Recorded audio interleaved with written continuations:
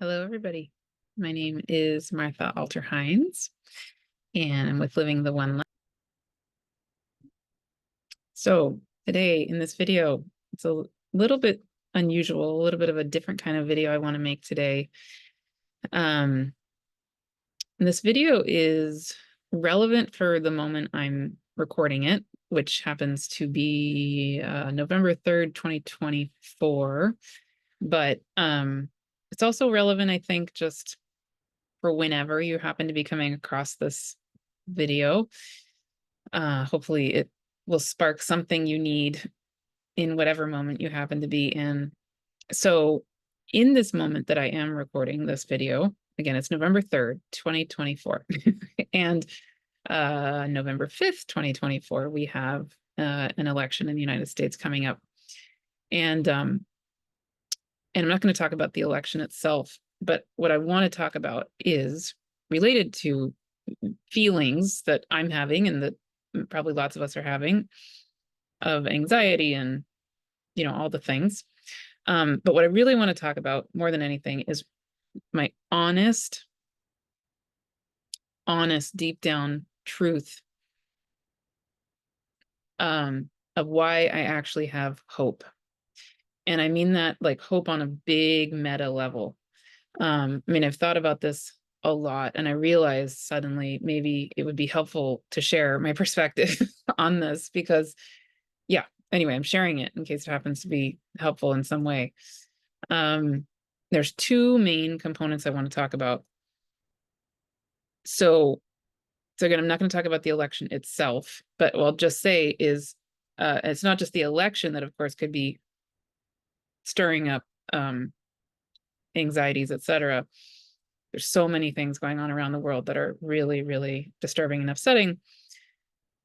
And so, but I will say that for me, when I do think about the election and the potential outcomes and etc. around it, I, on a personal level, me, Martha, absolutely have a lot of worry and concern and anxiety about it. And that's just true. It's just true. I have very strong feelings about it. And again, I'm not going to talk about that right here, but I do as the human me. And I feel really, really worried on the human level, what the repercussions of certain things could be on pretty big levels.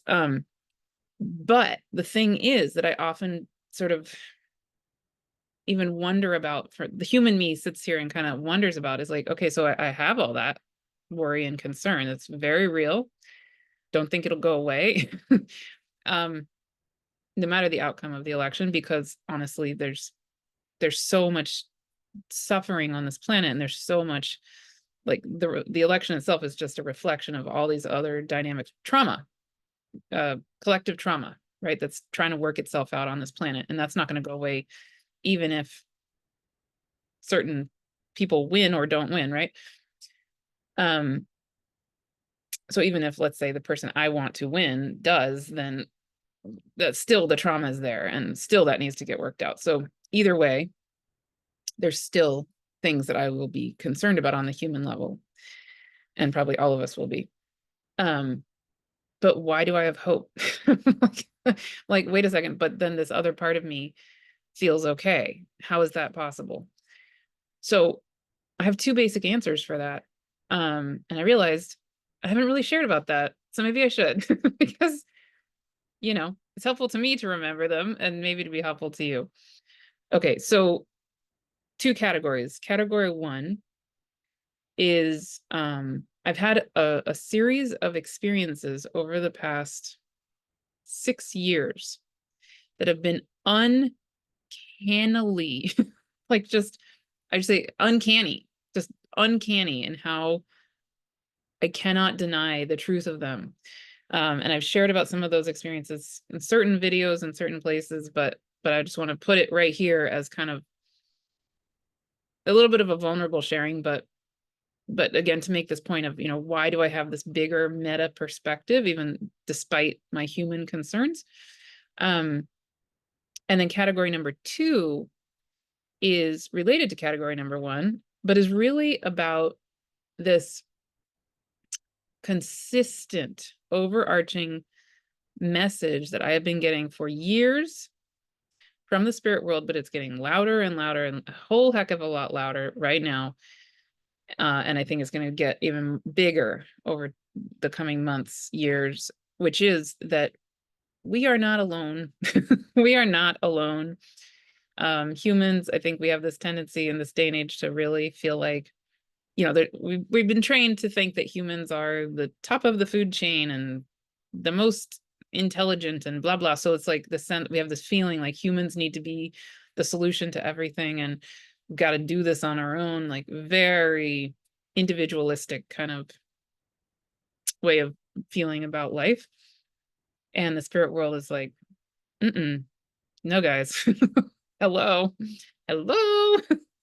Forget about us. Yes, you did.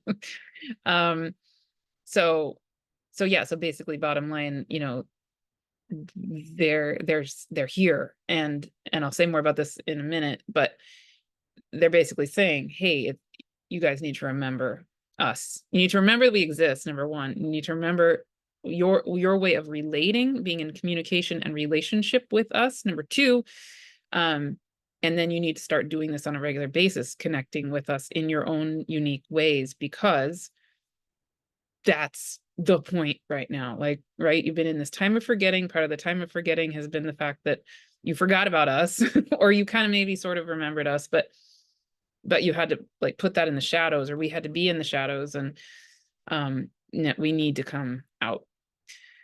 So I'll talk about that in a second also. For some reason, I feel like I should talk about my personal journey a little first, and then I'll come back to that. So, very long story, very short, or shorter. If you want to hear more about my journey in general, I think my favorite place where I've shared that was on a video I did last March with Chris Skidmore, where he interviewed me. I'll put a link to that video with this video. In that video, he interviewed me it was on my birthday, actually, when he interviewed me. And it was I think that's the most deeply touching interview for me, my experience of it, that I've ever done. Yeah, and I share in a pretty unique, vulnerable way with him. So yeah, if you really want to hear more about me and my journey, go to that video. Or also, I have a book, a short book called Consciousness in Bloom, which I'll also put the link for here. That is on Amazon, and it's also on my Teachable site. I'll put the links for that. So again, if you're interested in more about me, which some people are and some people aren't, but if you happen to want to hear more, those are two great resources for that. Okay, so, but the part that's relevant, that feels really important for me to share in terms of, why do I have hope, is, so, and again, I'm just going to preface, this is, vulnerable-ish to share, so just saying that up front, but feels important. Yeah, so in April 2018, I was working as a supervisor, a clinical social work supervisor for our county. And I had been a therapist before that, and then I was working for child welfare services and overseeing this team that was doing very high risk intervention kind of work in the social work world. Very, very, very intense work. And so anyway, very long story, very short. Basically, the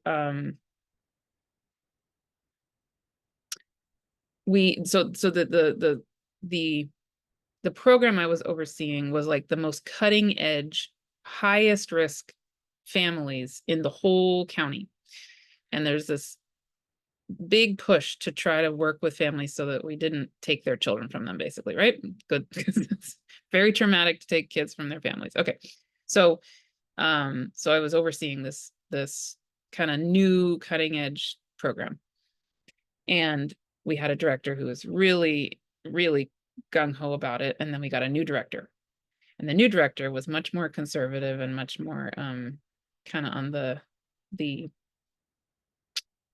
end of social work that's more police oriented, I guess you could say. So again, long story short, she basically came to me and said, this program's too risky. You know, I just want to kind of get rid of most of it. And I would like you to go back to doing what you were doing before this, which was being an adoption social worker. Okay. So, so of course, I mean, initially I was really upset and I thought, wow, you know, this program really meant a lot to me. It was really important to me to try not to take kids from their families. And I really believed in this cutting edge initiative that the state of California was working with. And I was very upset that, you know, that there was this pushback by a more kind of conservative way of thinking that I didn't agree with.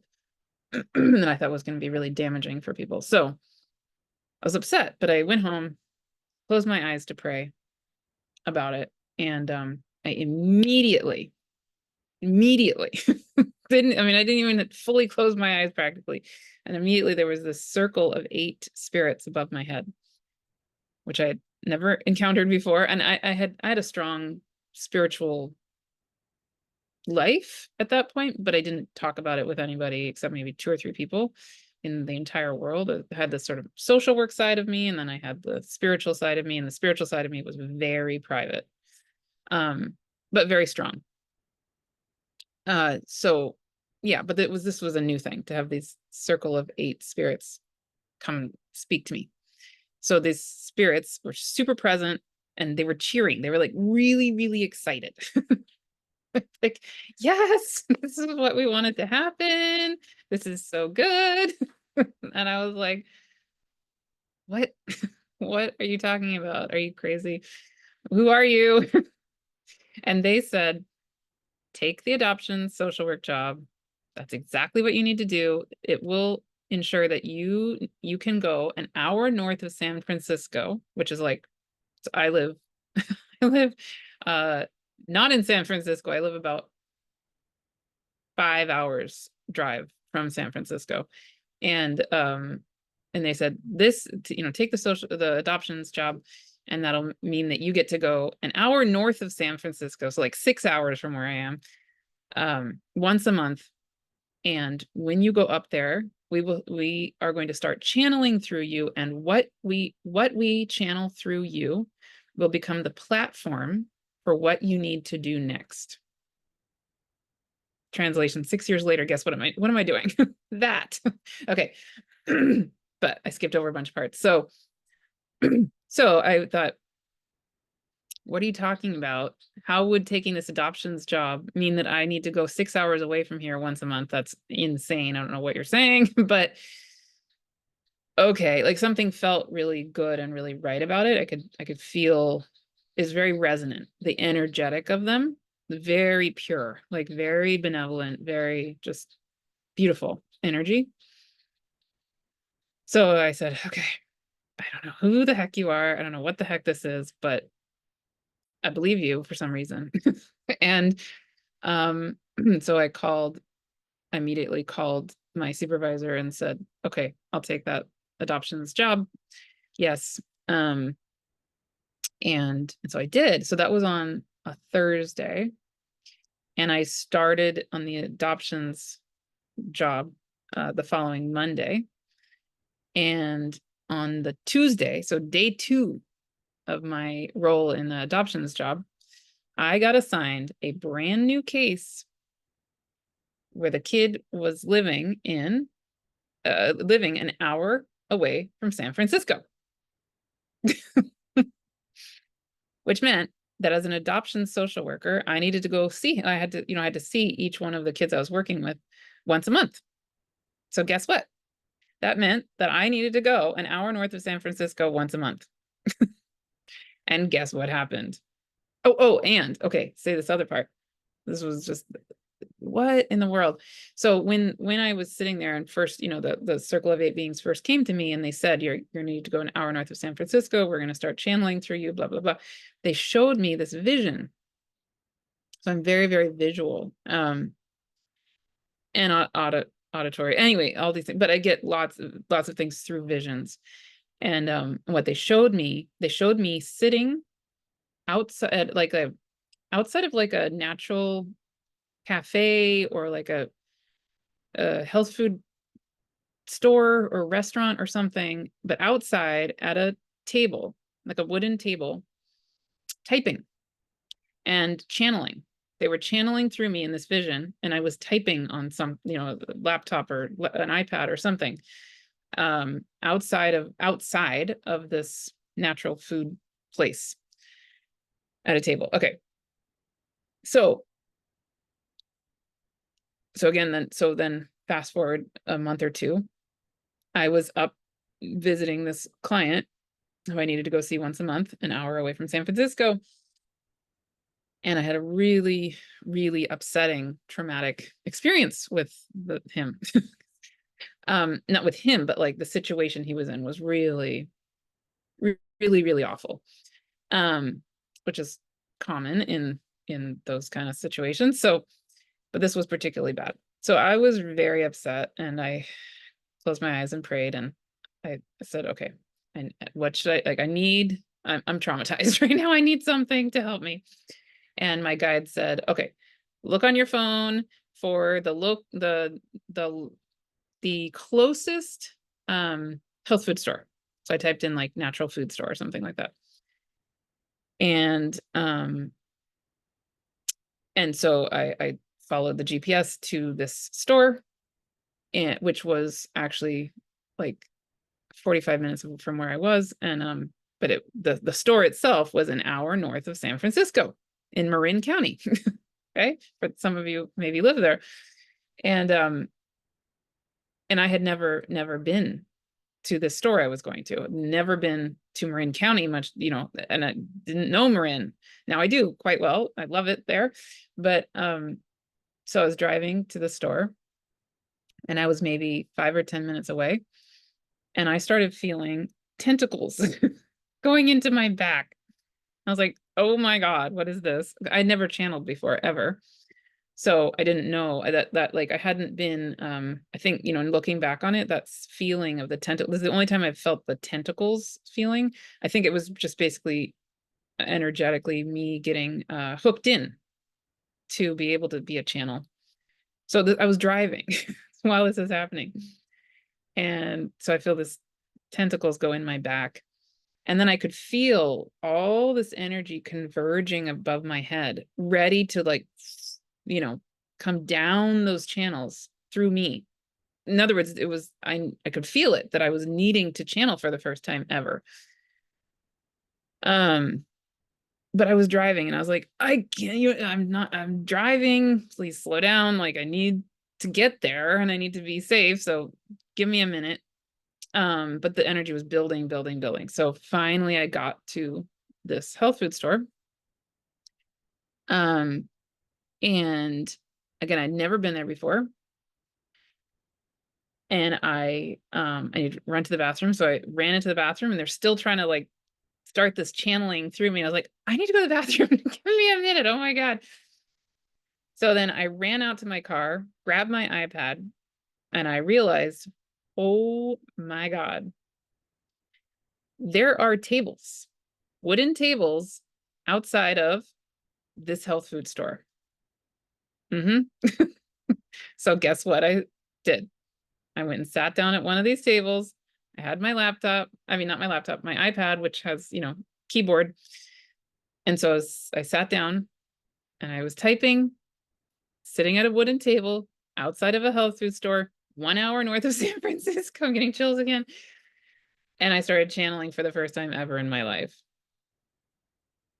And I was like, what? It was precisely exactly the vision they had shown me. It was so, I don't even know. Just don't even know. I'm still just in awe, shock. like, wow, how did that happen? I do not know. That was just wow. So anyway, long story short, as you probably realize, what happened, okay, this is 6 years ago, 6.5 years ago now. Yeah, I started channeling. Every time I would go up to Marin County, they would channel through me.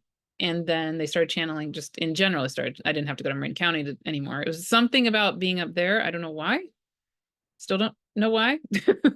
It was something about the energetics up there and needed, I don't know. Anyway, something about maybe Mount Tam. Those of you familiar with that area, Mount Tam, there's something very particular and special about Mount Tam that I think helped activate something. I don't know. I really don't know. But anyway, it happened. And by September of 2018, then they channeled the first book of the Living the One Light series, which is called Living the One Light, and then a year later, I finally did leave social work. Because they told me in April of 2018, you're going to need to leave social work. You're going to need to start channeling, and what you channel will become the platform for what we need you to do next. So a year later, I did leave social work, and then I channeled the second and the third books in that series, Gaia Speaks, which a lot of you are familiar with, and then The Cosmos Speaks. And now that is the platform for what I do, living the one light, right? So here we are. Wow. And the other part, so clearly, like, this is like these weird, uncanny things that the human me can't really explain. But so that in and of itself is remarkable to me. But the part of why does this give me hope? Well, because those spirits, the spirit guides, and just the spirit world in general is so clearly adamant that we are needed to wake up. We are needed to remember all of who we are, every single one of us, as beings of spirit, of beings of the earth, of beings of the cosmos, as of the soul being that is us, right? We need to live in a fully awake way, which we maybe haven't done. Certainly not in probably this lifetime, and probably not for many, many lifetimes. Maybe at some point we've lived lives where we have been awake in that way. I'm not sure, but I can imagine some of my own lives where maybe I was. I don't know. Definitely not quite in this way. And that's needed because that serves a purpose, right? And so it's just not logical to me that I would incarnate, let's say, I don't want to speak for everybody, but I think that we would incarnate, and I would incarnate to serve this role right now, if there's no point, if there's no hope. Like, it doesn't make sense. What would be the point of us being held to fully wake up and remember who we are, for no reason? Why would I have bothered to incarnate? Why would we have bothered to do this? I can just speak for myself. Like, what the heck? Like, why I just know for a fact that I'm here to hold the space for us to be waking up, because there is hope. Like, literally because of it. Like, it's the definition of why I'm here. And yeah, I can't speak for everybody, but I definitely can say that's true for me. It just is. It just really is. Yeah, and I also feel really strongly that we're here to do this together, and that we're here to do this. Kaylin Castell and I talked about this in the recent video. We kind of, the impromptu video we did recently, where we talked about being super the physics, like what it is to be a superconductor on a physics level, like the science of what a superconductor is. And I highly recommend listening to that video. It's an awesome video. I love Kaylin so much. I love her explanation of what a superconductor is. But essentially what the point is that what I am shown so powerfully, so strongly, is that there are a lot of narratives out there of that perpetuate the way to sum it up, that basically perpetuate the illusion of separation in so many ways, including this narrative that there'd be a split, and that, how do I say it? What I get shown is this. The whole time-space continuum is a whole. We are all part of the one. We are all part of the wholeness of existence itself. Like some of you have been part of the Wholeness Way series, which is totally free and totally available. Please enjoy that if you haven't yet. But the whole point, the number one thing that we're needed to do right now is to remember the wholeness that we are and the wholeness of existence itself. And so as we're remembering, we're being held to come into this remembering of all of who we are, because there is hope.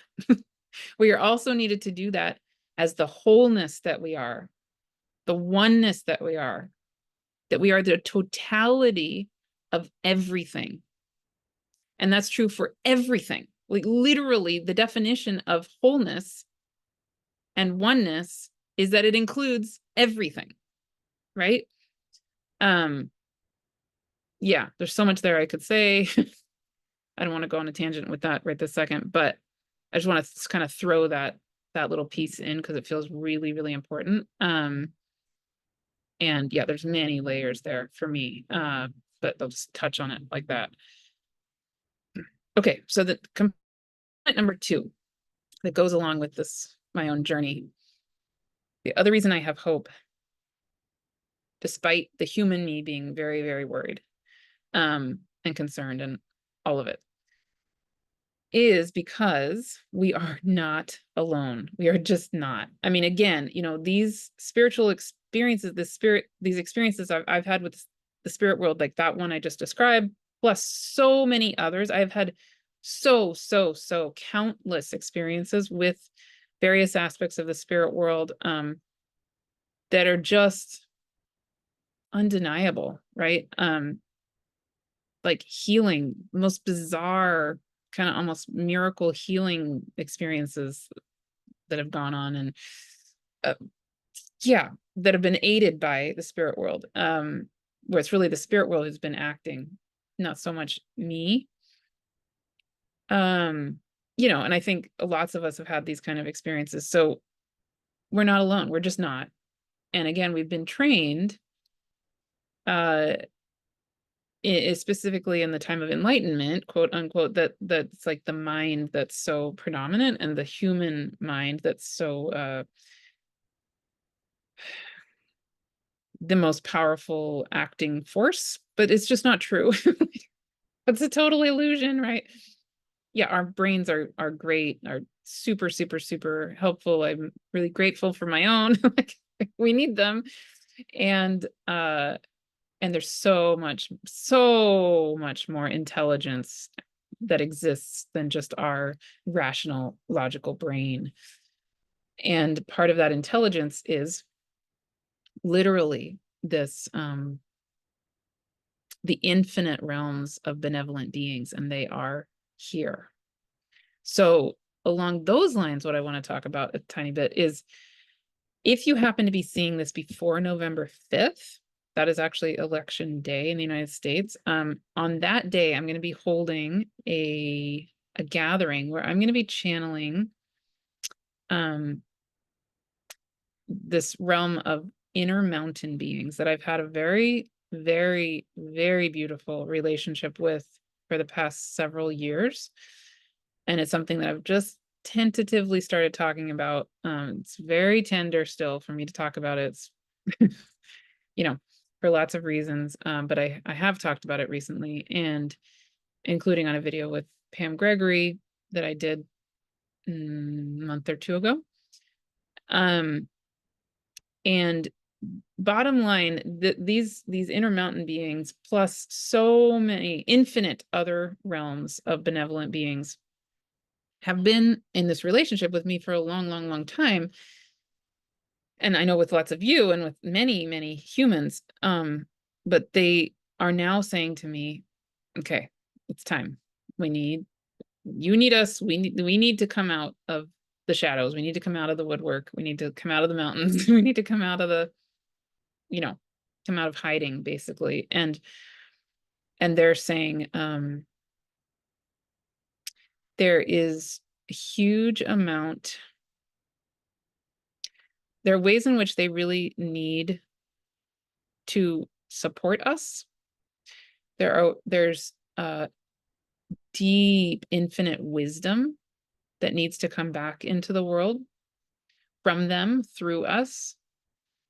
So each of these, in my experience, each of these realms of beings has ancient knowledge and ancient healing wisdom that is specific to each of these realms. So I talk about this also in my Spirit Allies reunion series, which I held a year ago, but the recordings are all available still.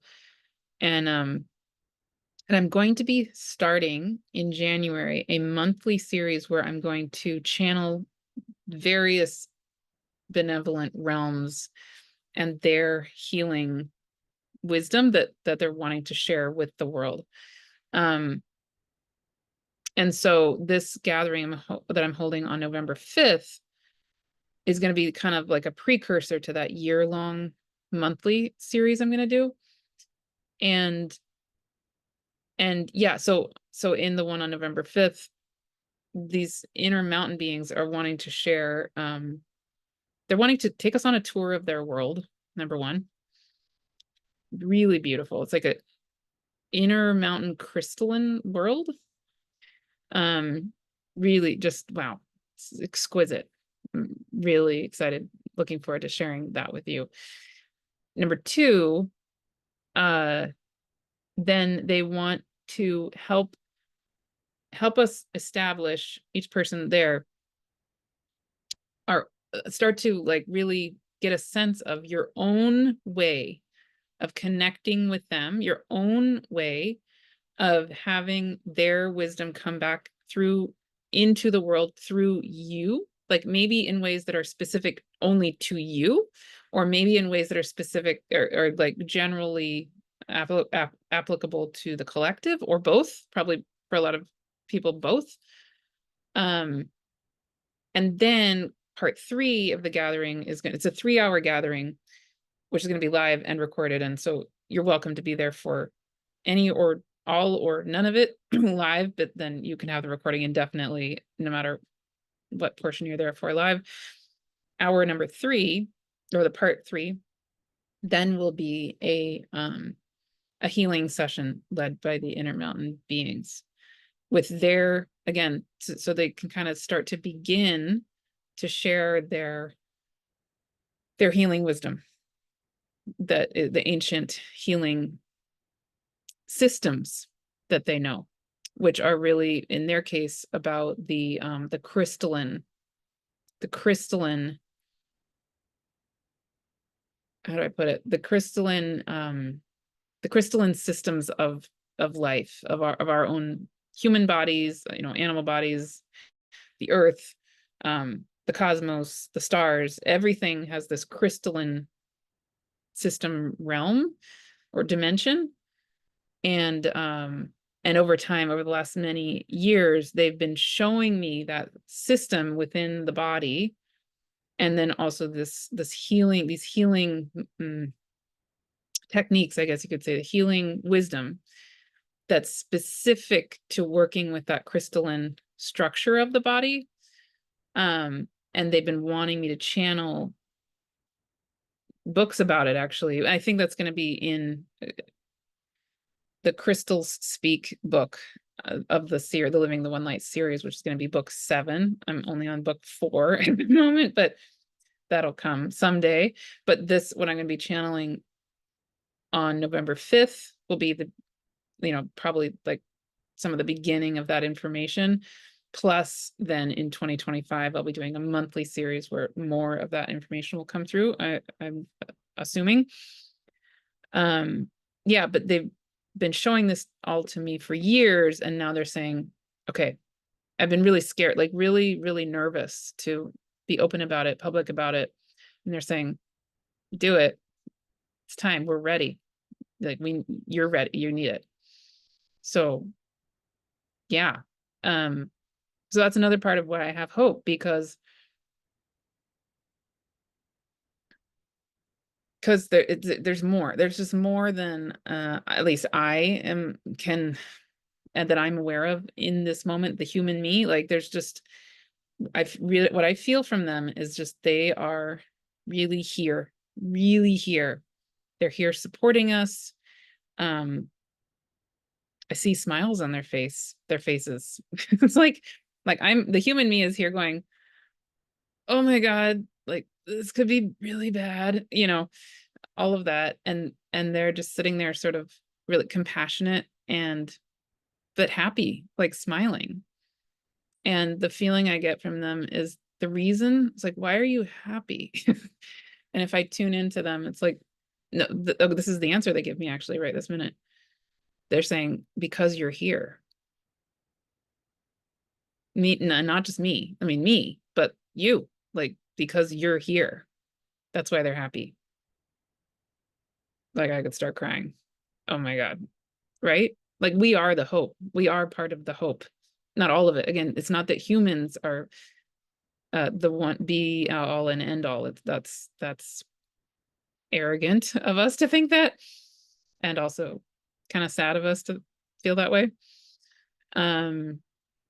Yeah, we can end up feeling just so lonely and hopeless if we think that humans are the only part of the solution. It's like, ooh, that wouldn't be great. But we're not. We are not alone. We really are so surrounded by these beings, and they are benevolent, powerful, incredibly loving beings. I mean, they just are. Just, I'm telling you, they're right here. Yeah. Super supportive. And so, my honest feeling is the human me, just there's so much that I don't know or understand yet, maybe. And maybe I don't know if I ever will, I don't know. But we're held, and all of us, the whole earth is held, all of it, even the parts that seem like they utterly suck, because they do. It's like, oh my goodness. We're held and deeply loved. It's just true. Yeah. I could cry. So those are the two reasons I honestly have hope, for real.